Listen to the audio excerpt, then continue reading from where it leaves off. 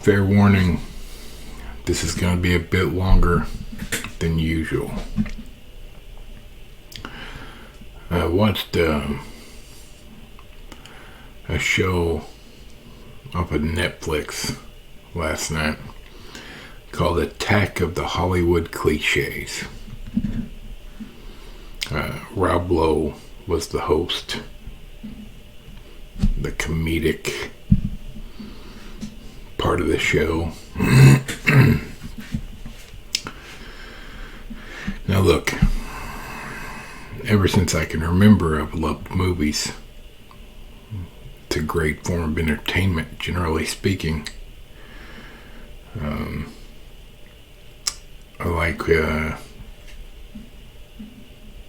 like when they take a book and they do it justice and do it correctly and adapt it into a film. Generally,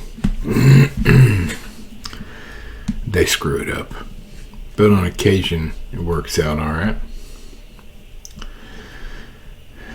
So, look, I'll sit at the table and eat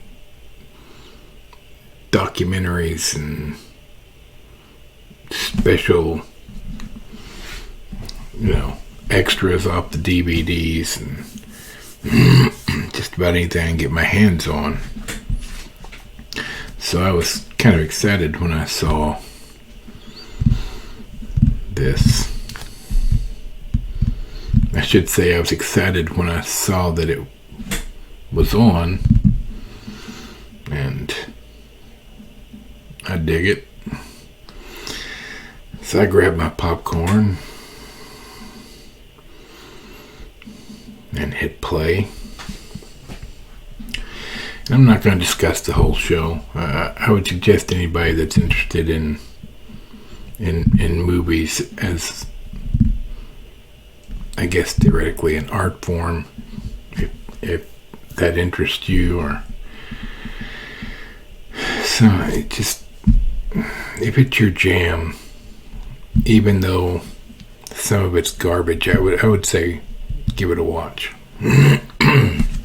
So anyway, first thing, it's a list of cliches that all movies fall under in one form or another. Like, for instance, the Maverick Cop is a cliche that you see a lot less now. But LA Confidential, Lethal Weapon, Beverly Hills Cop, Dirty Harry, which we're going to discuss in a minute. That is an example of one of the cliches they're discussing.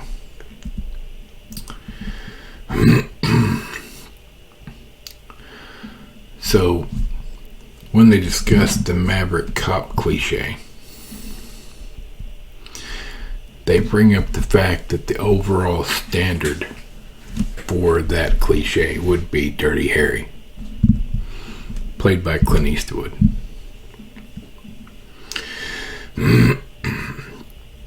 And I realized pretty quick that right away this was going to go south. When they talked to Amy Nicholson, film critic extraordinaire, and she says that Dirty Harry is a toxic example of the Maverick Cop cliche. She says, and I quote, "It tries so hard to put us on the side of this beaten down cop who really just wants to be let go and go around shooting people," end quote. Now, look, in our society, of course, there's cases of cops taking the law in their own hands. And the results of that are devastating. But out of the thousands upon thousands upon thousands upon thousands upon thousands of cops, I would surmise that the actual percentage of bad cops is very, very low. Not excusing it, obviously. I don't agree with a cop taking the law into his own hands.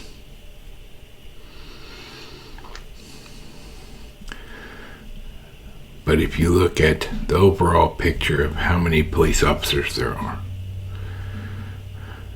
a huge majority are good, honest people.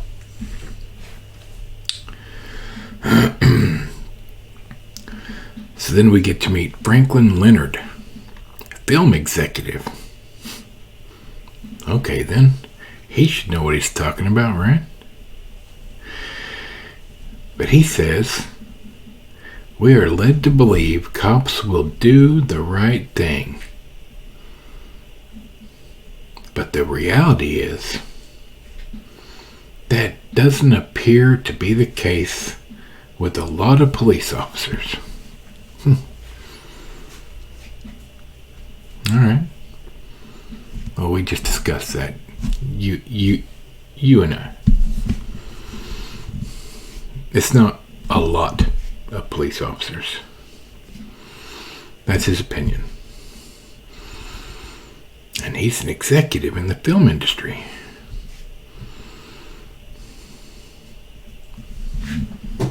So, there's that.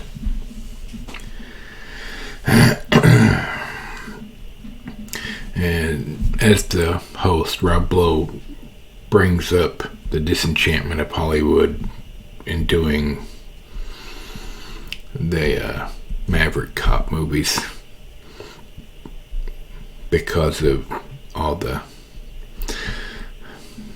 huge majority of cops going on rampages every day, I guess, in Hollywood. Must be a scary place. Okay, so that was one cliche where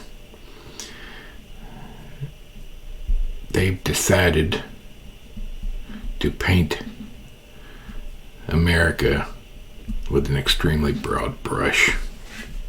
Okay, so look, we need to look up a couple of definitions before we go into this next part. Don't worry, I did it for you. Feel free to check my work. The definition of racist. Racism is the belief that race accounts for differences in human character or ability.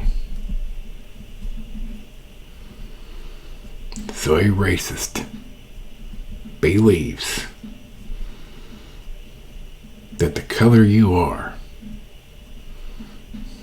means you have a different human character or ability. Alright? And secondly, let's look at the word bigot. Definition of bigot. One who is strongly partial to one's own race and is intolerant of those who differ. Alright. Seems simple enough.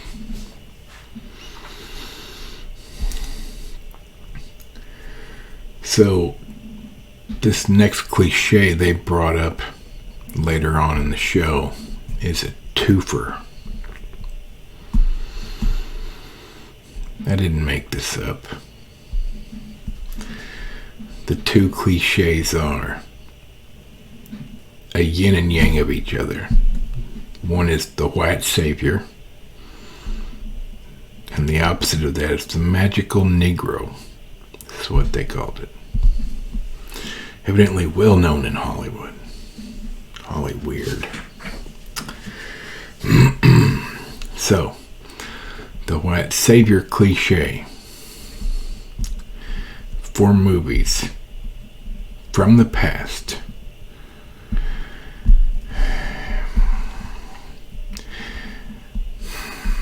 Classic movies and movies from decades and decades ago. If they had a white character that helped a black character, this movie was considered a cliche of the white savior. And although, this was a quote from the show, although Hollywood maybe meant well by these movies, from today's perspective, it's seen as a cinematic band-aid for white guilt.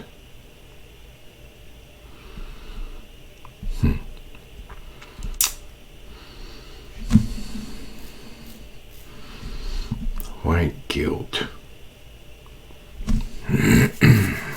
Alright. Let's continue.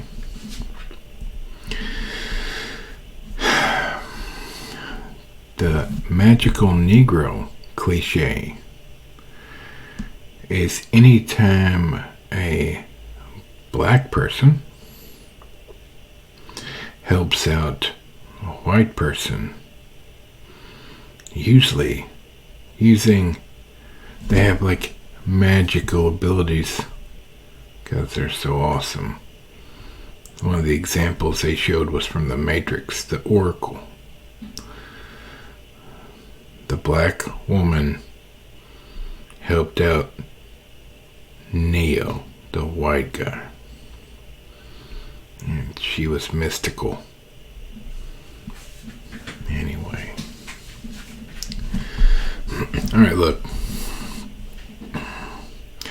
Many of the examples used for these two cliches were movies based off of books. One of which was The Green Mile, written by Stephen King. Because the main character being the man in jail for murder that he didn't commit, the black guy. They brought this up. Oh my God. That he apologized to the white guards for killing him on death row. In that movie, he had quote-unquote magical powers. Healing. They go so far as to say it's a racist film to make white people feel better. Look. Number one, they have no idea, as film critics and broadcasters was another term they used for some of these people that they were interviewing. They do not have any idea what the authors of these works were thinking when they wrote it. That doesn't mean because there's a black character or a white character does not mean the story is inherently racist. It may just be a good story. These people's heads are so far up their asses, they only see their truth, and they believe they are correct. Well, let me share with you a couple of quotes from this section.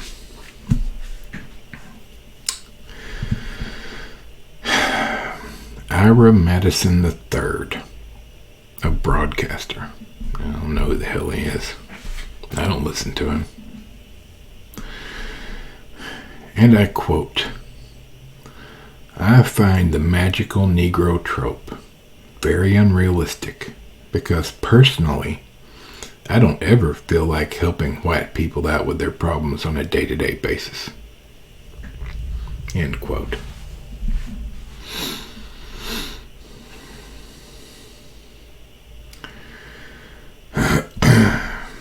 Ellen E. Jones, another film critic extraordinaire, when talking about the white savior cliche, says it's a movie where a white person comes to rescue a black person from all their struggles. The black characters are just tools for the white people to show how good they are and show their humanity.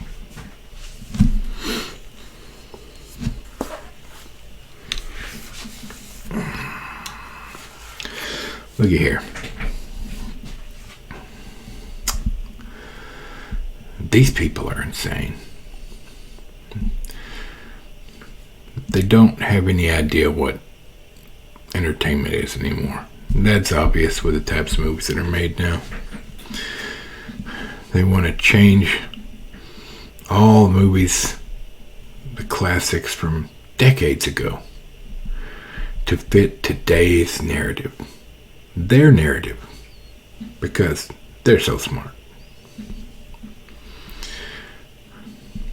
Now, if you look back at what Mr. Madison III said, I don't ever feel like helping white people with their problems on a day-to-day basis. Do you help everybody else? Is it just white people, the white race, as you put it, that you don't want to help out? So if I was on the side of the road with a flat tire or a broken down car or what have you, and you rolled up, you just roll on by because screw that white dude. Because that's what it sounds like you're saying. So you'd help any other colored person, but not the white devil. Okay. That's completely racist and bigoted.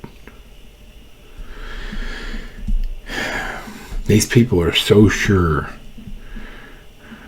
that in the United States, white people are all racist and all evil. And so they don't matter. We're literally the devil. So, by the definition, because I don't give a shit what color you are. Black, brown, green, yellow, purple, I don't give a fuck. I don't look at you based on your color. And I don't know anybody that does. And when I'm watching a damn movie, I'm watching it for the story. There's characters I love, both white and black, and yellow, and green, purple. I'm not looking at color of the skin of the person playing the part. Are you? You? Anybody? Because I don't know a single damn person that gives a damn what color somebody is when they're watching a movie. Not one. Never heard it said. Not once. The truth of the matter is, these people that are running Hollywood, and more so, these people who are critics of movies, people that couldn't make a movie if it shit out their ass, who judge other people's works based on their biases. Not the filmmakers, not the actors, the critics using their own bias to shit all over entertainment and movies. So who's at fault there? Because Hollywood then reads what these critics say, and they change what they're doing to the whim of these douchebags that have no idea what they're talking about. And look, some of the classic movies or the older movies that are talked about in this show about the cliches. Okay, neither one of us knows what the writer who wrote the book that it's based on, or the movie itself, when they reimagined it for the screen. We have no idea what they were thinking. But you can't convince me that every single movie under this set of cliches is racist. Especially if you use the word toxic and trope. That is a red flag that you're an idiot. In my humble opinion. We go to the movies to watch a couple hours of escapism. We don't give a crap if it's a girl, guy, black, white, yellow, green, purple person, rich, poor. We don't give a shit. If the story's good, we're going to put our ass in that seat. We're going to buy our popcorn, buy our drink, and we're going to enjoy it. So, hey, Hollywood, quit giving us shit. And film critics, kiss my ass. You guys have a great night. I would suggest everybody watch this show just to see how ridiculous that Hollywood... It truly shows what Hollywood thinks of itself. Rob Lowe is clowning all over Hollywood as the host. It's all a joke, of course. I would surmise he believes exactly some of the things he's saying. Anyway, sorry for the long one. Just irritated at this show. Go watch a movie. I hear Venom's pretty good. Have a good night. Go to sleep. See you later.